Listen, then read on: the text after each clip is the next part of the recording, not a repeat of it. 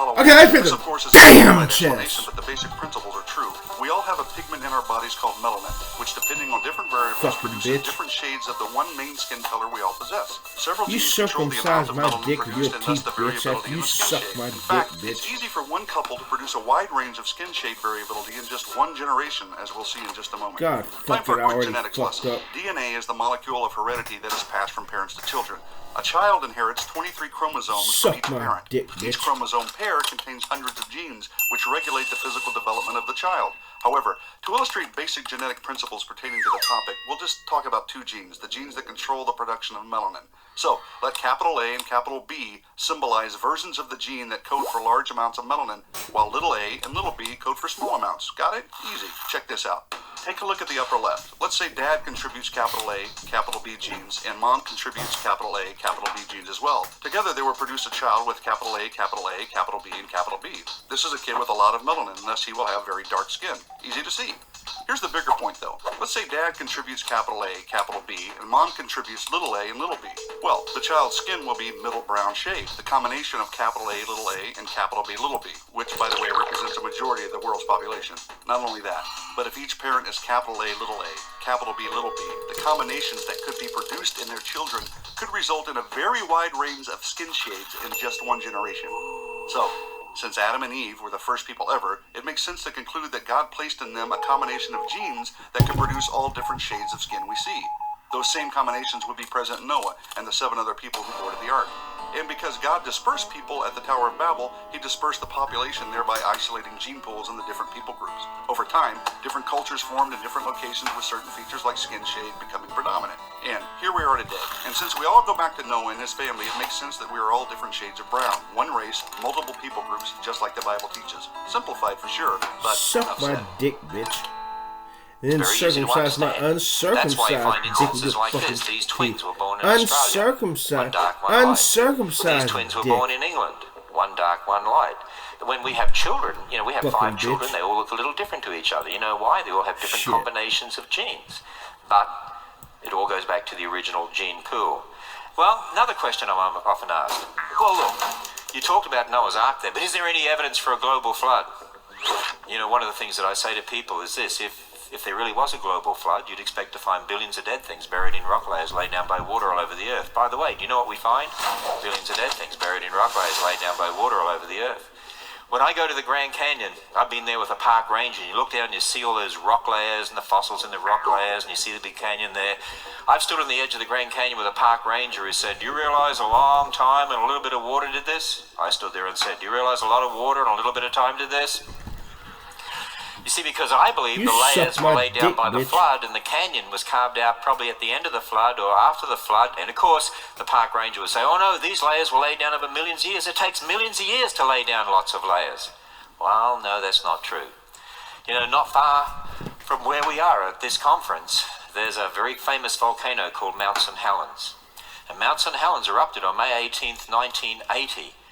Watch this short video. On May 18, 1980, Mount St. Helens, located 95 miles south of Seattle, Washington, erupted. The eruption was triggered by an earthquake centered beneath the mountain that measured 5.1 on the Richter scale. The lateral blast swept out the north side of Mount St. Helens at 300 miles per hour. With temperatures as high as 660 degrees Fahrenheit and the power of 24 megatons of thermal energy, it snapped 100-year-old trees like toothpicks and stripped them of their bark. Before the famous eruption at Mount St. Helens, scientists were mostly familiar with slow-acting examples of geologic change. But at Mount St. Helens, geologists watched the Earth's surface change quite rapidly. Icebergs were buried in hot avalanche God material fucking damn that it. melted and formed badlands in days. Eruptions on May 18 and June 10 produced fine layers in hours. On June 10, mud flows cut zigzag canyons 100 feet deep in soft sand and mud, complete with perpendicular side canyons. Canyons that are reminiscent of the geography of Grand Suck my Canyon, dick, bitch. only 40 times smaller and clearly produced within hours. Mud flows over the following decade cut hundreds of feet into solid rock in just days of cutting time. Fallen trees formed a log mat on the surface of Spirit Lake and dropped bark to the bottom of the lake, accumulating up to 3 feet of bark peat in just a couple years. And vertically floating logs sinking to the bottom of the lake resulted in buried trees in only a decade.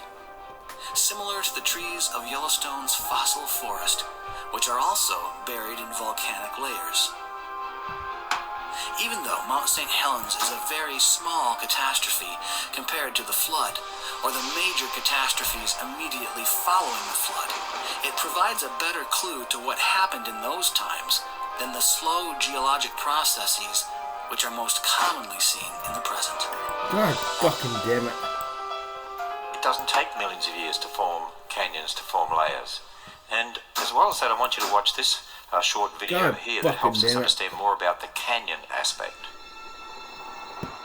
The Earth's surface is scarred by deep canyons, cut into solid rock.